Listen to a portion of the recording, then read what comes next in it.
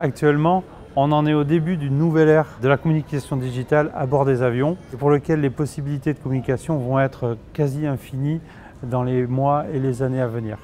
Imaginez-vous dans un vol long courrier à destination de New York. Vous êtes assis confortablement dans votre siège. En face de vous, vous avez un écran. Sur cet écran, il y a des films, de la musique, des jeux. C'est cet écran-là que l'on appelle les IFE, In-Flight Entertainment, le système de divertissement passager. Jusqu'à maintenant, ces fameux IFE n'avaient comme interactivité que celle qui était proposée par les jeux.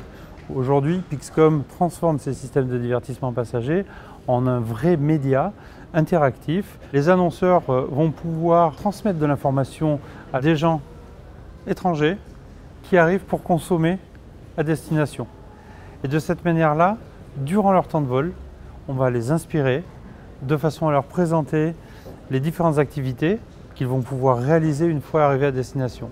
Et c'est une population qui, sur des vols long courriers, est généralement à fort potentiel de revenus, relativement connectée, donc que l'on va pouvoir retargeter également à l'arrivée de l'avion. Actuellement, Pixcom commercialise deux types de solutions qui sont les PX Points et les PX Apps. Le PX Point, qu'est-ce que c'est? C'est un point géoréférencé sur la carte interactive qui est présente dans le système de divertissement passager de l'avion. Le passager peut, à la façon de Google Earth et Google Maps, se déplacer sur la carte, zoomer et faire apparaître les points d'intérêt. En cliquant sur le point d'intérêt, il fait apparaître toute l'information relative à l'annonceur qui est détenteur du PX Point.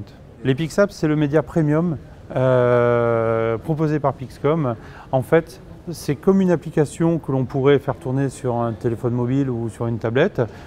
À la différence près, c'est qu'elle ne nécessite pas de connectivité Internet à bord de l'avion et donc il garantit à l'annonceur que le passager ne sera pas pollué par une mauvaise connexion Internet. Et pour réaliser ces défis, en fait, il a fallu que l'on mixe des compétences et des expertises dans le domaine des systèmes embarqués avec des compétences et des expertises dans le domaine du web, de la communication sur les téléphones portables, etc.